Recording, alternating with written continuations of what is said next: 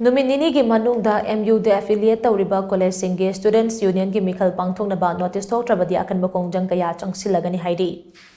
ngasi palace compound leiba Maharaja Bodha Chandra College ta pangthokpa pawgi mifam amada standard college ki mahairoi asem bibek ras koba amana phongdorakpada DM University amadi MU da affiliate tawriba college singasi commissioner amagi makha da leiribani DM University ki constituent college manga ki student union ki mikhal pangthoknaba khudak to order thokpa duga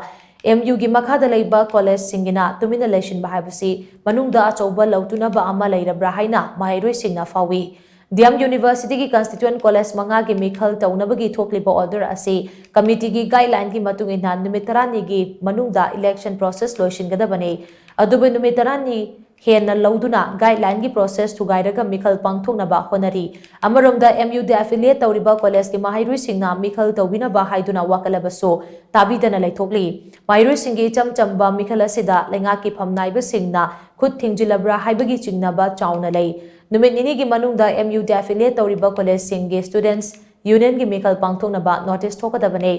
नत्रबदी अकनबा खोंगजंग कया चंगसिनबा हौरगनी हाइना मांगना मखा ताकी DM की university की ओइनदी कोई election तौबगी notice थोक्तुना लेरे अदुगा कोई मणिपुर यूनिवर्सिटी की मखा लेबा कॉलेज सिंगी ओइनदी इलेक्शन तौबगी हुसबागी प्रोसेस ओइना कोइदा केबता लै फंगबा लैतबजिगी कोई नुवाइ तौ फोंदोक्चबनी अदु मरम मसिना कोइना